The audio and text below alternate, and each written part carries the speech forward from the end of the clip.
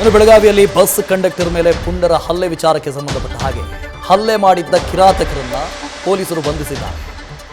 ಓರ್ವ ಅಪ್ರಾಪ್ತ ಆತನನ್ನು ಸೇರಿಸಿದಂತೆ 4 ಜನ ಆರೋಪಿಗಳನ್ನು ಅರೆಸ್ಟ್ ಮಾಡಲಾಗಿದೆ.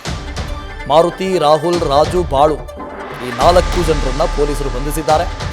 ಆರೋಪಿಗಳೆಲ್ಲರೂ ಬಾಳೆಕುಂದ್ರಿ ಗ್ರಾಮದವರು ಅಂತ ಗೊತ್ತಾಗಿದೆ. 4 ಜನರನ್ನ ಅರೆಸ್ಟ್ ಮಾಡಿದ್ದಾರೆ.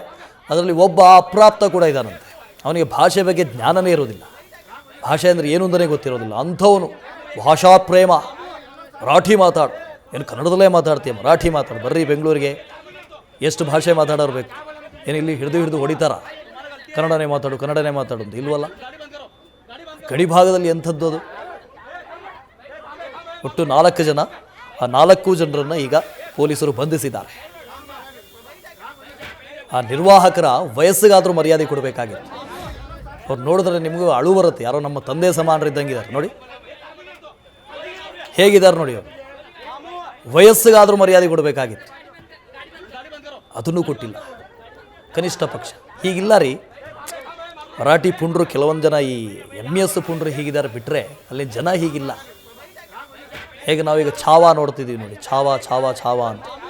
ಸಂಭಾಜಿ ಮಹಾರಾಜ್, ಛತ್ರಪತಿ ಶಿವಾಜಿ ಅಂಥವ್ರು ಹುಟ್ಟಿದಂಥ ಮಹನೀಯರು ಹುಟ್ಟಿದಂಥ ಭೂಮಿ ಅದು. ಅಲ್ಲಿ ಒಂದಷ್ಟು 4-5 ಕ್ರಿಮಿಗಳು ಕೂಡ ಹುಟ್ಕೊಂಡಿದ್ದಾವೆ. ಈ ಥರದ ಕ್ರಿಮಿಗಳು.